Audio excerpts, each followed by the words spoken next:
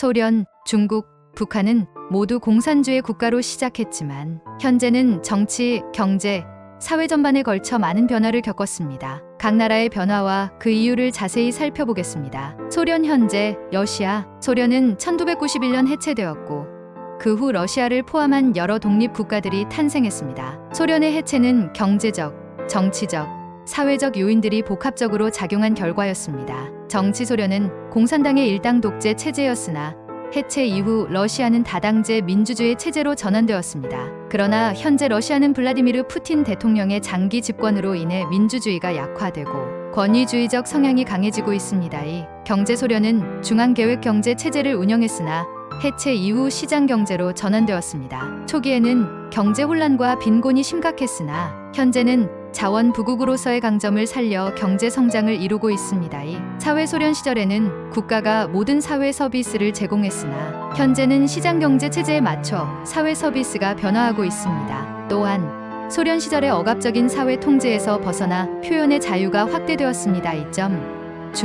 중국은 여전히 공산당이 집권하고 있지만 경제와 사회 측면에서 큰 변화를 겪었습니다. 정치 중국은 여전히 공산당의 일당 독재 체제를 유지하고 있습니다. 시진핑 주석의 장기 집권으로 인해 권위주의적 성향이 강화되고 있으며 정치적 자유는 제한적입니다.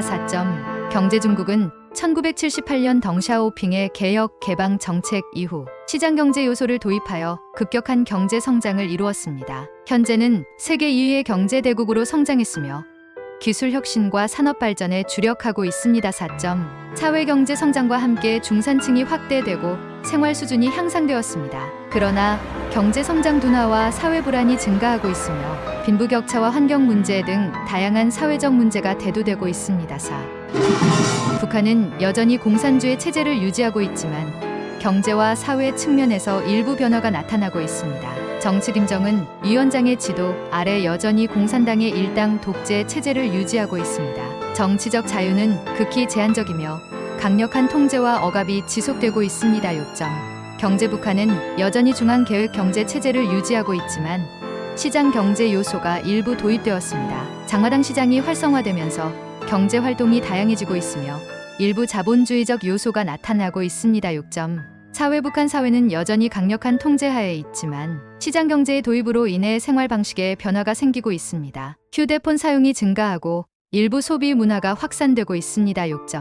변화의 이유, 소련 경제적 비효율성과 정치적 억압으로 인해 내부 불만이 커졌고 고르바초프의 개혁 정책이 실패하면서 소련은 해체되었습니다. 중국 덩샤오핑의 개혁 개방 정책을 통해 경제 성장을 이루었으며 이를 통해 공산당의 정당성을 유지하고 있습니다. 북한 경제적 어려움과 국제 제재로 인해 일부 시장 경제 요소를 도입했으나 여전히 강력한 통제와 억압이 지속되고 있습니다.